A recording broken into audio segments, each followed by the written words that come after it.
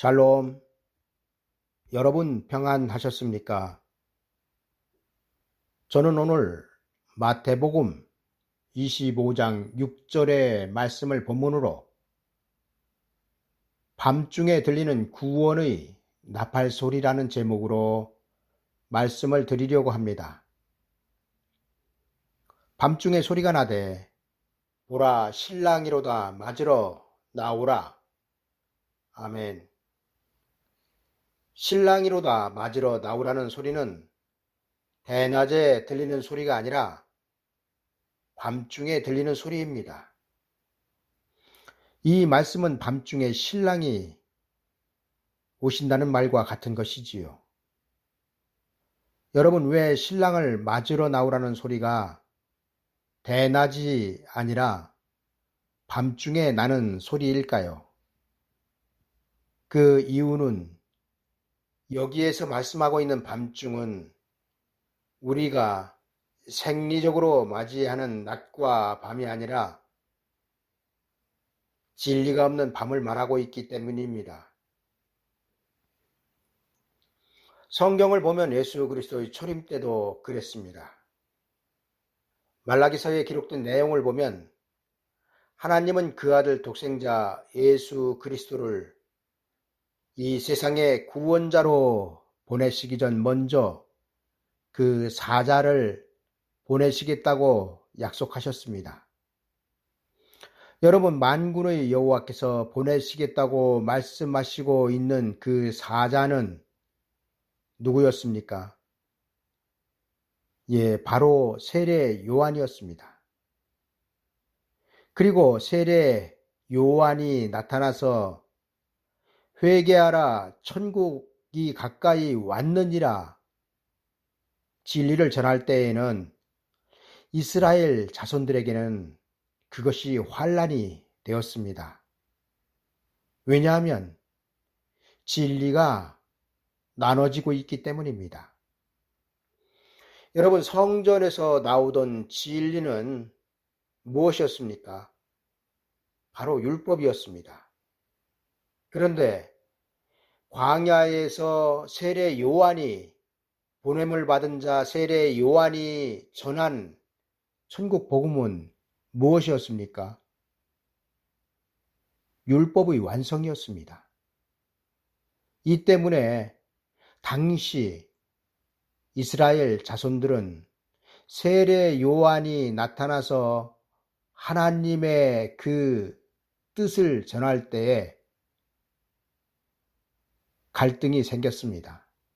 진리의 갈등, 곧 성전에서 나오는 율법을 믿어야 할지, 그들 조상 대대로 내려오던 그 율법을 믿어야 할지, 아니면 광야에서 나는 소리를 믿어야 할지, 바로 그들에게는 그것이 환난이었던 것입니다.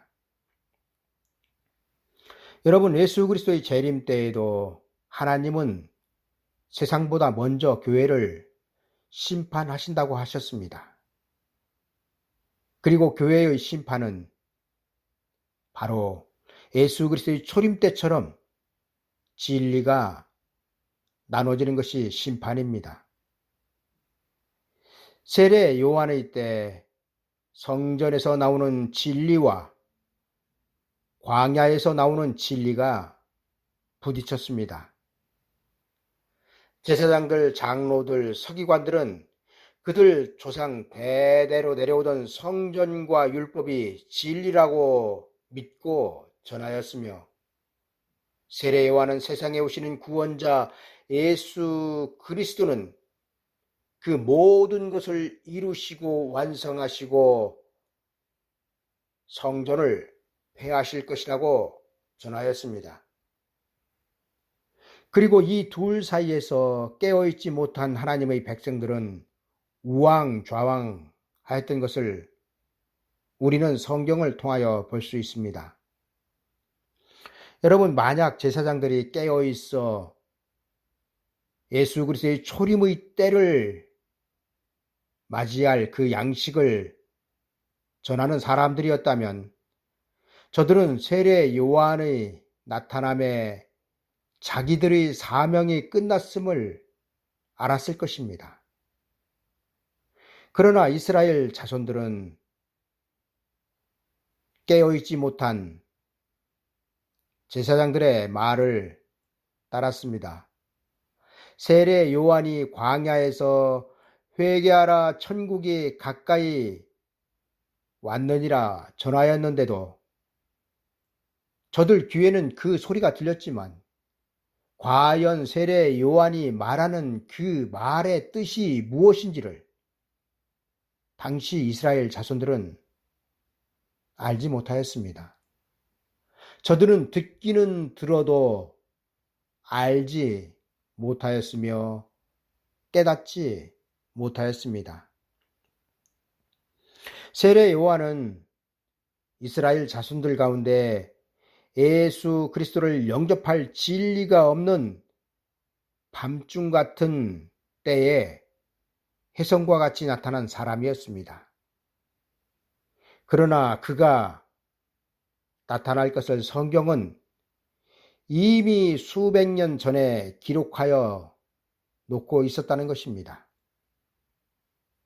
그런데 당시 하나님의 백성들은 이를 알지 못하였고 그 때문에 세례 요한과 예수 그리스도의 나타나심이 저들에게는 도적과 같이 나타나심이 되었던 것입니다. 여러분, 성경에 예수 그리스도의 재림도 도적과 같이 오신다고 기록하고 있는 것은 생각지 못한 때 예고 없이 오신다는 것입니다. 그러나 여기에는 깨어있는 자들에게는 하나님은 예수 그리스도는 절대로 도적과 같이 오시지 못한다는 것입니다. 여러분, 성경은 이미 예수 그리스도의 초림 때도 그랬지만 재림 앞에도 그의 사자를 먼저 보내신다고 기록하여 증거하고 있습니다. 그러나 이를 모르는 사람들에게는 예수 그리스도의 임하심이 도적과 같은 것이 될 것이지만 아는 사람들에게는 밤중에 도적과 같이 오시는 것이 불가능할 것입니다. 왜냐하면 깨어있는 자들에게는 예수 그리스도의 초림이나 재림이 비밀이 아니라 이미 알고 있는 사실들이기 때문입니다. 여러분, 예수 그리스도의 초림 때 깨어있던 사람들이 누구였습니까? 성경은 저들을 안나와 시므온으로 기록하고 있습니다. 이 두 사람은 성전의 제사가 이미 하나님께서 받지 못하실 정도로 부패하였을 때도 성전을 떠나지 않고 있다가 성령의 지시하심을 들었습니다. 말라기서에는 예수 그리스도의 초림이 있기 전 얼마나 이스라엘 자손들의 제사가 부패하였는지를 제사장들이 단에 드리던 떡을 더러운 떡이라고 성경은 기록하고 있습니다. 여러분, 더러운 떡이 무엇입니까? 하나님의 떡상에, 제사상에 드리던 그 정성스럽게 준비하여 드렸던 그 떡을 하나님은 더러운 떡이라고 말씀하고 있습니다. 왜냐하면 드리던 제물이 눈먼 것, 저는 것, 병든 것을 저들은 두려움 없이 하나님의 단에 드렸기 때문입니다. 여러분, 하나님께서 모세에게 알려주신 제물의 상태는 흠도 없고 점도 없는 최상의 것으로 모든 예식을 갖춰서 드리라고 말씀하셨습니다. 그런데 저들이 준비한 그 떡은, 곧 예물은, 제사에 드릴 그 예물은 저들이 정성스럽게 준비하였다고 하였지만 실상은 하나님께서 받지 못하실 그러한 흠투성이의 제물들이었다는 것입니다. 그런데 여러분, 문제는 마지막 때 예수 그리스도께서 재림하실 때에도 교회에서 드리는 예배가 옛날 성전에서 드리던 그 더러운 떡이 될 것이라고 성경은 기록하고 있다는 것입니다. 여러분, 제사장들이 그 제물을 흥과 티가 있는 것들로 드렸다는 것은 상달되지 않는 제사를 말씀하고 있으며, 이는 오늘날 교회에서 때를 알지 못하고 전하는 설교로 비유될 수 있을 것입니다. 여러분, 오늘날에도 아무리 예수 그리스도의 이름으로 드리는 예배라 할지라도 하나님의 때에 맞지 않는 설교는 하나님을 경멸히 여기는 설교가 될 것입니다. 마치 옛날 성전을 맡았던 제사장들이 눈먼 것 저는 것을 제물로 단에 드렸듯이 때를 따른 양식을 그 맡은 백성들에게 공급하지 못하는 설교는 더러운 떡이 될 것입니다. 왜냐하면 그 떡으로 구원에 이르지 못할 것이기 때문입니다. 여러분, 2000년 전 세례 요한의 광야의 외침은 이스라엘 자손들에게는 구원과 멸망의 갈림길이 되었습니다. 그리고 마지막 때 두 증인의 외침은 현재 하나님의 백성들의 구원과 멸망의 갈림길이 될 것입니다. 여러분, 성경은 예수 그리스도의 초림 앞에 세례 요한을 세우셨듯이 예수 그리스도의 재림 앞에 두 증인을 세우실 것이라고 기록하고 있습니다. 그리고 이를 받아들이고 말고는 현재 예수 그리스도를 믿고 있는 여러분들의 선택입니다. 그러나 두 증인이 1260일의 예언을 시작하면 현재 교회에서 드리는 예배는 똥이 될 것입니다. 왜냐하면 하나님께서 받지 않으시는 예배가 될 것이기 때문입니다. 그리고 깨어있지 못한 성도란 이름을 가진 자들은 교회에서 나오는 진리와 두 증인이 외치는 진리 사이에 우왕좌왕하게 될 것입니다. 그리고 저들은 무엇이 진리인지 분별하지 못할 것입니다. 그리고 그 결과 저들은 혼인집 문 앞에서 엎드러지고 말 것입니다. 여러분, 세례 요한이 밤중 같은 때에 회개하라 천국이 가까이 왔느니라 전하였듯이 두 증인도 교회에 예수 그리스도를 영접할 진리가 없는 밤중 같은 때에 예수 그리스도를 영접하라는 진리를 전하게 될 것입니다. 여러분, 오늘 말씀의 핵심은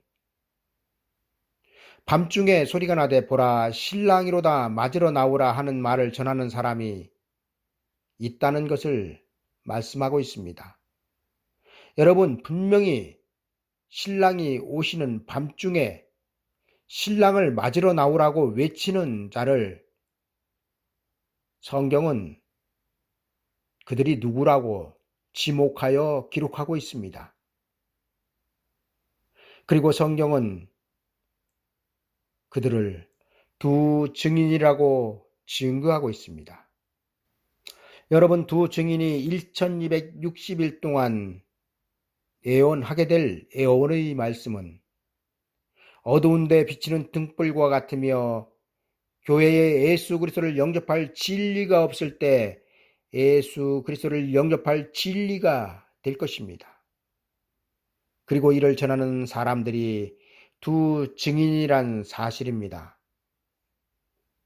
여러분, 두 증인은 바로 세례 요한과 같은 존재들입니다. 세례 요한은 두 증인의 예표였으며 우리에게 실제적으로 두 증인은 예수 그리스도를 영접할 진리를 전하는 사람들로 나타날 것입니다. 여러분, 세례 요한을 통하여 예수 그리스도의 초림이 준비되었다면 예수 그리스도의 재림은 두 증인을 통하여 준비될 것입니다. 그리고 이를 아는 것이 비밀입니다. 이제 말씀을 정리하겠습니다. 예수 그리스도의 초림 때 하나님은 더러운 떡을 드리지 못하도록 누가 차라리 성전문을 닫았으면 좋겠다고 말씀하셨습니다. 하나님은 성전의 제사와 함께 그 제물들이 하나님께서 받지 못하실 상태로 드리는 것을 괴로워하셨습니다. 너희가 말로 여호와를 괴로우시게 하고도 이르기를 우리가 어떻게 여호와를 괴로우시게 하였나 하는도다. 하나님은 모세를 통하여 성전의 제사를 시작하게 하셨으며 그것을 마치는 때가 세례 요한의 때였습니다. 여러분, 세례 요한의 광야의 소리는 성전의 제사를 끝냄과 동시에 율법의 시대를 마무리하고 새로운 시대를 여는 소리였습니다. 그리고 그 새로운 시대를 여는 소리의 내용은 회개하고 구원자이신 예수 그리스도를 믿고 천국에 가는 구원을 받으라는 것이었습니다. 왜냐하면 천국으로의 침노는 세례 요한의 전파로부터 시작되고 있기 때문입니다. 여러분, 하나님은 모세를 통하여 성전의 제사를 허락하셨기 때문에 세례 요한 당시 이스라엘 자손들이 드리는 부패된 제사를 괴로워하셨던 것입니다. 그리고 이는 마지막 때도 동일하게 일어날 예표가 될 것입니다. 하나님은 예수 그리스도를 통하여 세상의 구원을 베푸셨습니다. 그리고 제자들을 통하여 이 구원의 역사가 계속될 수 있도록 세상에 교회를 세우셨습니다. 그러나 제자들을 통하여 세워진 교회의 사명이 예수 그리스도의 재림을 알리는 두 증인이 세워짐으로 끝이 나는데도 오늘날 교회에 세워진 하나님의 종들은 이를 알지 못하고 있는 것에 대하여 하나님은 괴로워하신다는 것입니다. 여러분, 왜 제자들로부터 시작된 교회가 두 증인이 예언을 시작하면 그 사명을 마치게 됩니까? 여러분, 그 이유는 하나님께서 그 아들 독생자 예수 그리스도를 통하여 이루신 천국 복음, 그리고 제자들이 전한 그 천국 복음은 세상을 구원하는 복음이기 때문입니다. 그러나 여러분, 예수 그리스도께서 다시 오시는 목적은 무엇입니까? 세상 구원입니까? 아닙니다. 여러분, 예수 그리스도께서 다시 오시는 목적은 교회된 성도들을 구원하여 그 나라를 이루시기 위함입니다. 여러분, 하나님은 신이시기 때문에 괴로워하실 이유가 하나도 없습니다. 그런데 하나님께서 괴롭다는 표현을 하시는 것은 세상 사람들 때문이 아니라 바로 하나님의 백성들 때문입니다. 여러분, 세례 요한으로 인하여 당시 하나님의 백성이었던 이스라엘 자손들이 알곡과 쭉정이로 갈라졌습니다. 이스라엘 자손이라면 전부 다 예수 그리스도의 초림을 영접할 대상들이었지만 대부분이 예수 그리스도를 영접하지 못하고 천국으로 침노하는 구원을 받지 못하였습니다. 그리고 예수 그리스도의 재림 때에도 두 증인의 1260일은 현재 교회의 성도들을 알곡과 쭉정이로 갈라놓을 것입니다. 그리고 현재 교회의 성도들은 전부 다 재림하시는 예수 그리스도를 영접하여 천년왕국으로 들어갈 대상들이지만 그 중에서 깨어있는 자들만 천년왕국으로 들어가게 될 것입니다. 하나님은 이것이 마음 아프시다는 것입니다. 여러분, 세례 요한으로 인하여 하나님의 백성들이 지켜야 할 법이 율법에서 천국 복음으로 바뀌었습니다. 하나님의 법이 바뀐 것입니다. 여러분, 그리고 두 증인으로 인하여 낙원으로 가는 구원의 장소가 천년 왕국으로 바뀌게 될 것입니다. 그리고 이 또한 하나님의 법이 바뀌는 것입니다. 여러분, 장차 하나님께서 행하실 교회의 환란이나 예수 그리스도의 재림, 세상의 심판은 성경에 기록되지 않은 것들이 어느 날 뜬금없이 나타나 진행되는 것이 아닙니다. 여러분, 이 모든 것들은 하나님의 계획 중에 있으며 하나님은 그 계획들을 장차에 행하실 그 모든 일들을 전부 다 하나도 빠짐없이 성경에 기록하게 하셨다는 것입니다. 그리고 이는 여러분들이 하나님의 계획이나 천국을 더 자세히 알기 위하여 천국을 갔다 왔다는 간증자들의 말을 듣지 않아도 된다는 말이 됩니다. 왜냐하면 성경에 다 기록하고 있기 때문입니다. 여러분, 성경은 여러분들이 알고 싶어하는 모든 미래와 과거와 현재까지 모두 하나님의 뜻 안에서 기록해 놓고 있습니다. 그리고 이를 여러분들에게 전하는 것은 전적으로 하나님의 종으로 부르심을 받은 설교자들입니다. 만약 여러분들이 나가는 교회의 목사님들의 입을 통하여 장차에 하나님께서 행하실 일들이 무엇인지 들어보지 못한다면 여러분들 스스로 찾으셔야 합니다. 왜냐하면 하나님의 종이라고 다 깨어있는 종들이 아니기 때문입니다.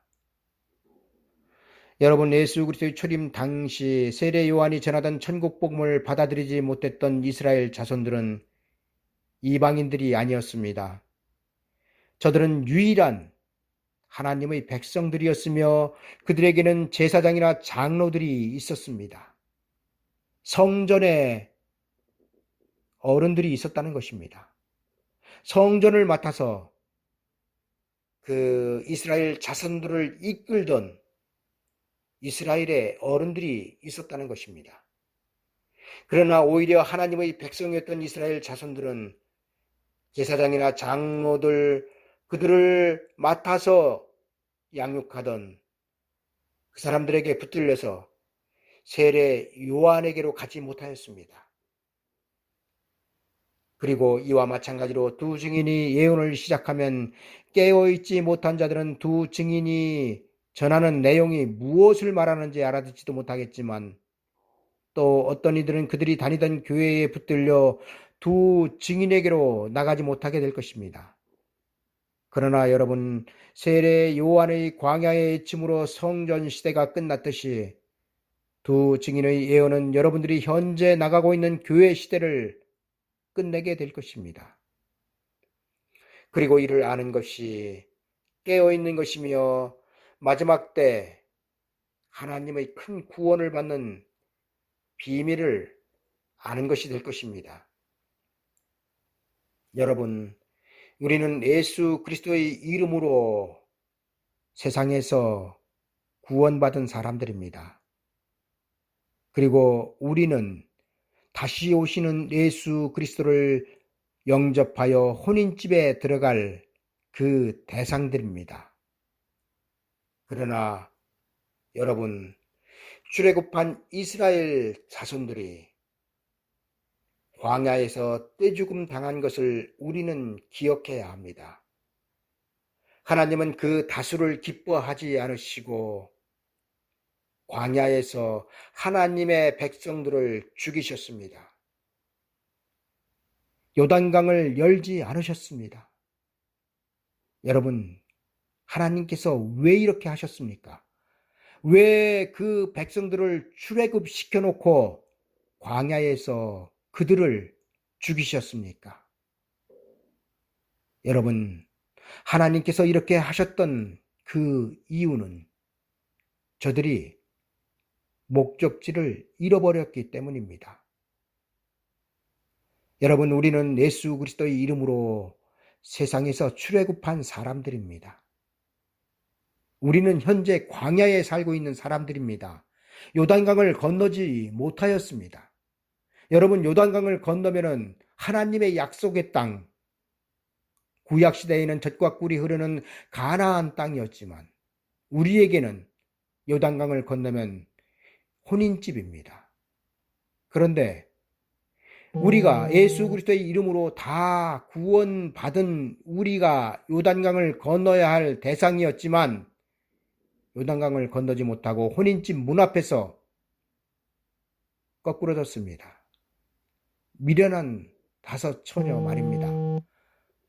여러분, 그들이 어디로 갔겠습니까? 여러분, 그들은 구원을 받지 못한 마지막 때 예수 그리스도 재림 때 구원받지 못한 그 사람들을 비유하여 말씀하고 있습니다.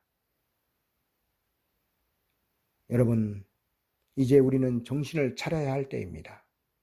여러분들이 듣는 귀가 열려야 하며 보는 눈이 이제는 달라져야 합니다. 그러기를 간절한 마음으로 소망합니다. 감사합니다.